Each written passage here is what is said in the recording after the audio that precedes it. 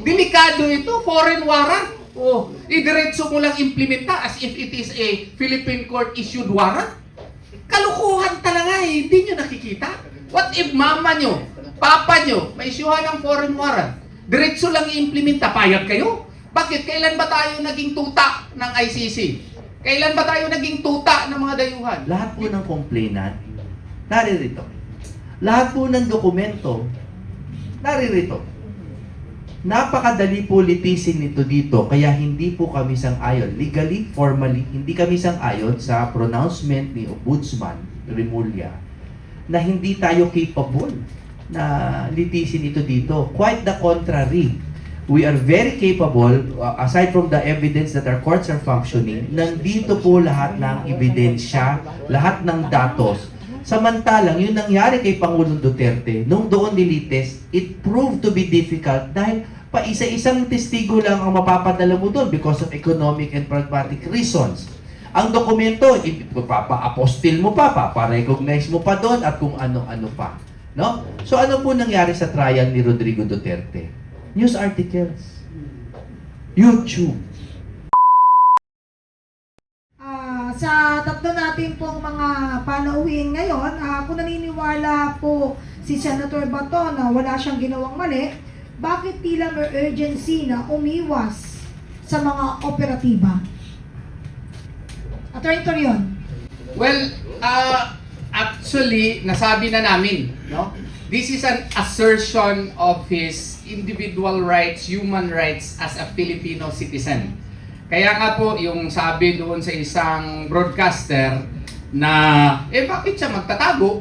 Oh, hindi po siya nagtatago, nag-assert siya sa kanyang individual rights, human rights as a Filipino citizen. Kasi nga po, yung executive department through the NBI is hell-bent in arresting him even if there is no Philippine recognized warrant of arrest or Philippine issued warrant of arrest. So, kaya nga po, how would he be able to protect his rights kung magpadakip siya at dalhin siya doon sa Netherlands? Oh. Ang ibig ba nila sabihin, nandun siya sa Senado, tapos paglabas niya, magpadakip siya, tapos doon na lang kami mag-assert ng kanyang human rights kung nandun na siya sa Netherlands? Hindi po tama yun. Kasi nga po, person's liberty na yan and possibly life is involved. So therefore, when a person's liberty is already at stake, it is actually now doctrine of self-help. He has to protect himself. Kasi the first rule of human being is what? Self-preservation. Self-preservation yan. Kasi kung magpadakip siya, dadalhin siya doon sa Netherlands, pareho na kami. Ngayon, mahihirapan kami pag-assert dito sa Pilipinas kasi ibang bansa na yun eh. Wala naman tayong Hague Invasion Act. At saka meron, yung Hague Invasion Act? Oh, yun. Yung Hague Invasion Act, pareho yan sa Amerika. Yung Hague Invasion, kung mayroong tao na dadakpin, kung American ka or any American allies, no? Dadakpin ng ICC or any foreign court, no? Without respecting the US laws. Pwede mag-organisa yung presidente at i-invade yung para to extract him. Meron silang batas. Wala naman tayo. At saka kung meron din tayo, ano bang kakayahan natin ipag-gera doon sa Netherlands? So, siguro mga wakwak padala natin doon. No? Maski mga wakwak siguro dalhin natin doon. Attorney, may sinasabi po si Attorney Topacio. Matibag. Ay, padala si Matibag doon. Ako, matitibag siya doon. Mahirap po yun. That's why self-preservation yun, while at the same time preserving his right also under Philippine laws in order that his rights would be protected via judicial remedies. And meron kami ngayon, yung sa Korte Suprema na pending. And I hope and pray really on bended knees that the Supreme Court would grant our prayers. Kasi nga po, individual liberty. What if mangyari ito sa inyo in the future? Mangyari sa inyo, merong foreign warrant. Maghahanap kayo ng mga kagaya ni Attorney Israelito Turyon, Attorney Jimmy Bundok, Attorney Topacio, para dipinsahan ng mga karapatan ninyo. Kasi delikado ito, foreign warrant. O, idiretso mo lang implementa as if it is a Philippine court issued warrant. Kalukuhan talaga eh, hindi nyo nakikita. What if mama nyo, papa nyo, may isyuhan ng foreign warrant? Diretso lang i-implementa, payag kayo? Bakit? Kailan ba tayo naging tuta ng ICC? Kailan ba tayo naging tuta ng mga dayuhan? We precisely enshrined the Bill of Rights in the 1987 Constitution in order to stop, no? In order to at least, no, prevent government excesses.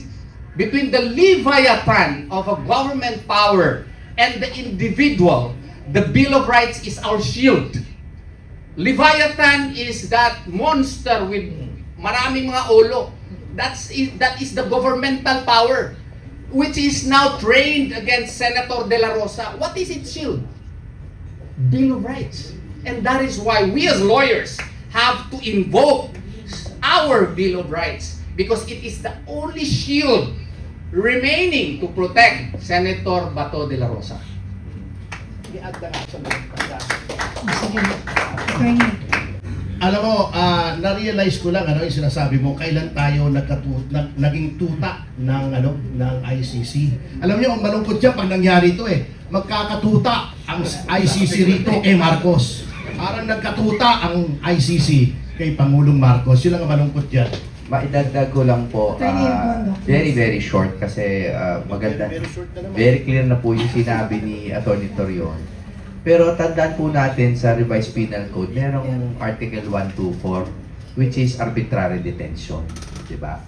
Ang arbitrary detention ay ang mga law enforcers halimbawa without legal ground, mga aresto, tama?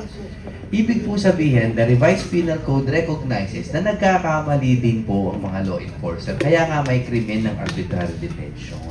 Kaya po si Senator Bato ay umiiwas dito dahil a crime can be committed on him.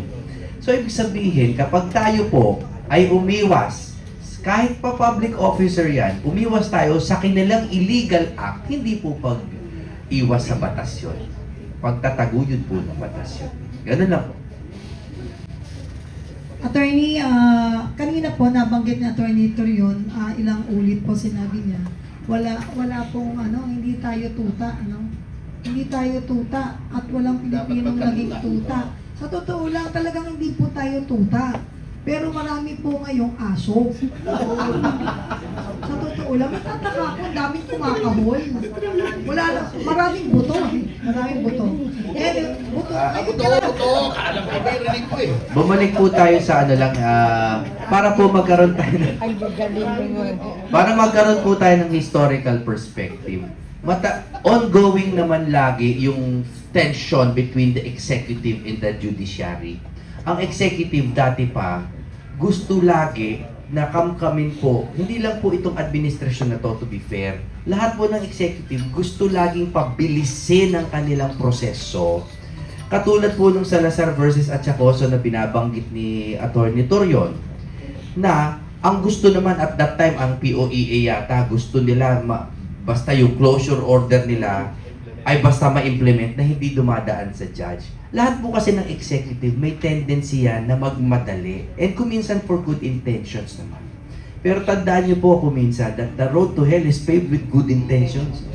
Hindi po porke maganda yung intention nila. Kahit ito, sa puso nila, ang intention nila, naghahabol po sila ng fugitive in their mind. Mali pa rin po na idaan yan without judicial processes. So, karapatan versus pananagutan. Paano ninyo aming mga mahal na abogado mababalanse ang constitutional rights ni Senator Bato at ang panawagan ng publiko para sa accountability? Paano po? Paano po mababalanse yung constitutional rights ni Senator Bato at yung demand naman ng public for accountability? Dito makasuhan. Napakasimple po, dito kasuhan. Kasi po, they keep invoking RA 9851. Sana po, naunawaan nyo na by now ang history ng 9851. Madalas po, nauuna ang treaty, tapos gumagawa po yung mga bayan ng domestic law to enforce the treaty. Iba po nangyari sa RA 9851. Nauna po ang 9851 by I think 1 year, no? Nauna yan 2010, I think, tapos 2011 natin ni-ratify ang Rome Statute. Ibig sabihin na una na itong batas na to, we have codified and we have criminalized crimes against humanity, etc. So, pwede po siyang litisin dito sa mga nagdidemand ng accountability. Lahat po ng testigo, naririto. Lahat po ng complainant, naririto. Lahat po ng dokumento, naririto. Napakadali po litisin nito dito, kaya hindi po kami sang-ayon. Legally, formally, hindi kami sang-ayon sa pronouncement ni Ombudsman Remulla na hindi tayo capable na litisin ito dito. Quite the contrary. We are very capable, aside from the evidence that our courts are functioning, nandito po lahat ng ebidensya, lahat ng datos. Samantalang, yung nangyari kay Pangulong Duterte, nung doon nilitis, it proved to be difficult dahil pa isa-isang testigo lang ang mapapadala mo doon because of economic and pragmatic reasons. Ang dokumento, papa-apostil mo pa, papa-recognize mo pa doon at kung ano-ano pa. No? So ano po nangyari sa trial ni Rodrigo Duterte? News articles, YouTube, no? At mga kung ano-ano pang napakahina at wala pong value. No? So, to answer your question very succinctly, Attorney Contacto, accountability can definitely be extracted here in the Philippines by simply filing a case against our clients. In fact, we look forward to it to prove the innocence of our client. Well said, Panyero. And dito naman ho sa mga pamilya ng mga sinasabing biktima, no? Ano naman po ang ibig ninyong ipaabot na mensahe sa kanila? Kami po ay nakikidalamhati sa inyong sa mga nawala po sa inyong buhay at sa mga nasaktan po sa inyong buhay. Napakahirap po talaga ng sitwasyon na ito.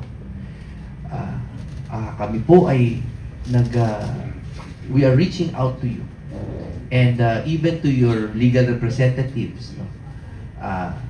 Na kayo po ay sana magkaroon ng lakas ng loob na mag-file po ng kaso dito dahil mas mura po yun, mas madadalian po kayo kaysa po pumunta pa kayo sa ibang korte.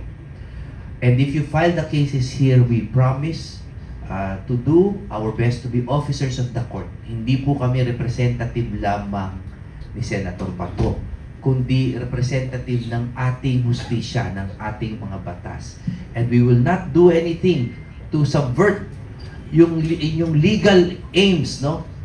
At kung totoo po na may mga pulis na nagkamali, we are one with you. Nakikiisa po kami sa inyo. Ipakulong po natin ang mga walang hiya na yan. At hayaan nyo rin po kami na magpatunay na hindi po yan nangyari sa patnubay ng aming Pangulo, ng ating dating Pangulo at ng ating dating Chief of Police.